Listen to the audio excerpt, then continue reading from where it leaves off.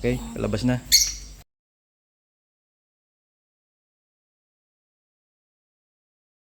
Yellow mga kagayam, love and light po para sa ating lahat. So in this video, ang gagawin namin ni Kuya Boy ay kukunin namin yung isang birdie na pwede nang iwalay doon sa dulo. So yeah, tatlo sila. At yung isa ay nakuha na namin. Yung yellow na yon, yung dilaw na ibon na yon. Yan na yon. Yun.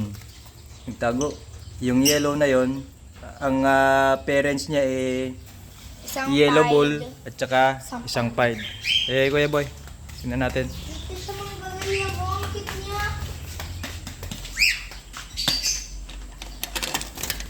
Okay, palabas na. Ayun sa mga bagay mo, yung isa parang blue. So, Copper blue. yan yung parent. Yellow bull at saka pied. Pied yung cock, yellow bull yung hen. At sige mga gayam, kunin na namin to. May ibon. Kamay camera. Apa? Oop, ayaw pa. Nakapit, kumapit. So, eto siya ngayon. Okay na, pwede nang iwala ito. Tingnan mo nga papa kung male o female. Ha? Di Yung pa? papa. Masyado pang bata. Lipat natin dito. Iyan naman yung kakapsule namin ano. Nakalap. Ay, hilak mo. Ang makawala. Ito siya mga kagaya mo, yung kakapsule namin mag-iisa. Anak. Ito na na. Ayun siya mga kagaya mo. Okay na siya. Ayun na siya. So, yan sila ngayon.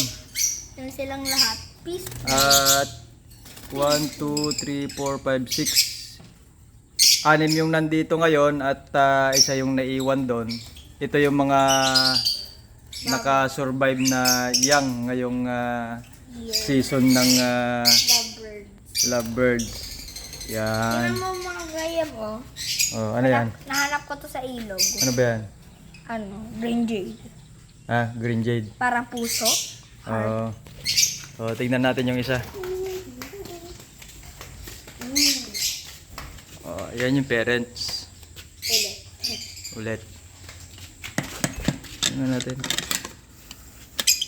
Masyadong bata pa to para kunin.